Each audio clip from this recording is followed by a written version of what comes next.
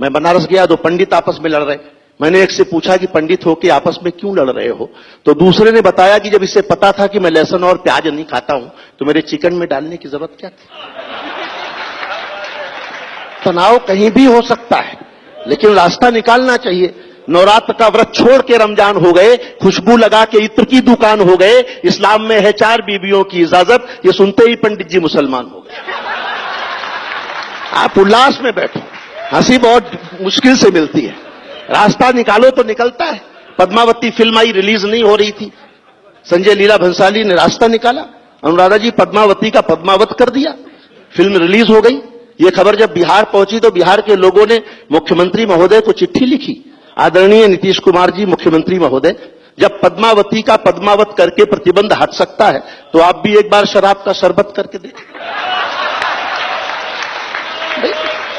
रास्ता निकालो तो निकलता है, नहीं निकालो तो नहीं निकलता है। सियासत की इतनी सारी बातें कि मैं जानता हूं, ये समझ ही नहीं आ रहा है, लोकतंत्र वोट तंत्र में बदलता जा रहा है। जिसे कहते हैं सब नेता वो है बस नाम का नेता, सदा लेता ही लेता है, किसी को कुछ नहीं देता, किसी को मन नहीं देता, किसी को धन नहीं देता, इलेक्शन जीत जाए तो कभी दर्शन नहीं देता। ये तो हालत है।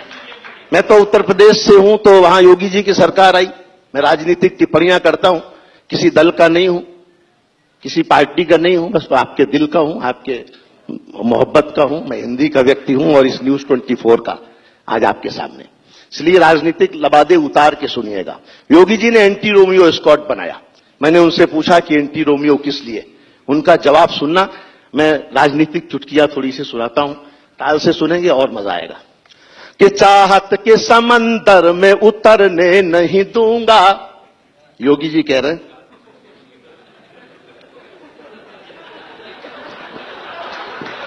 पत्रकारों को तो जल्दी समझना चाहिए कि चाहत के समंदर, जब आपको अच्छा लगने लग जाए तो हाथ मुगले आजम स्टाइल में नहीं, मेरी स्टाइल में हो जाए।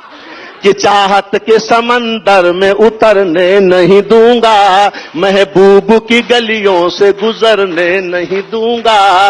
एक रोमियो से योगी जी ने बात ये कही, जो मैंने ना किया तुम्हें करने नहीं दूंगा।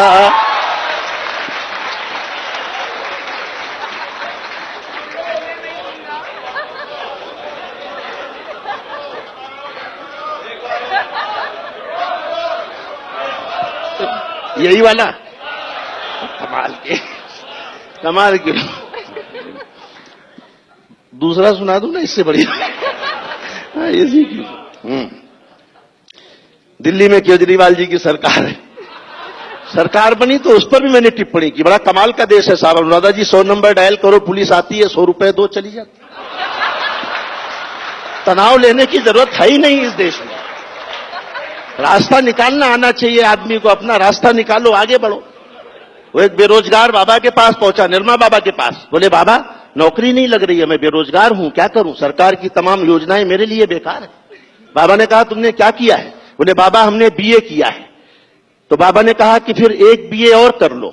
बोले उससे क्या होगा? बोले 2 बीए होने के बाद तुम भी बाबा बन जाओगे, फिर किसी नौकरी की जरूरत रही नहीं जाएगी।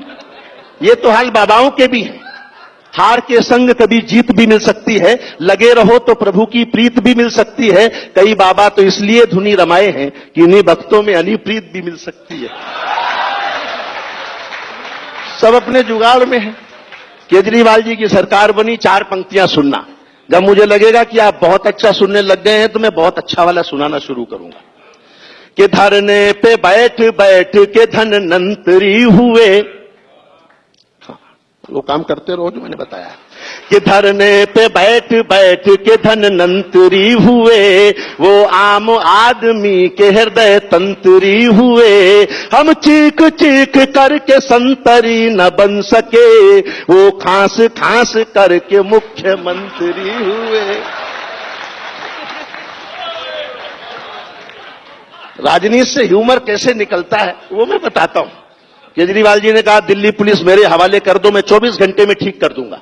मैंने कहा दिल्ली पुलिस भी आपके बारे में यही मांग कर रही है। सब अपने जुगाड़। बड़ा कमाल का देश है, अद्भुत देश है। मुझे तो जगह जगह मनोरंजन दिखाई देता है, मैं तनाव लेता ही नहीं।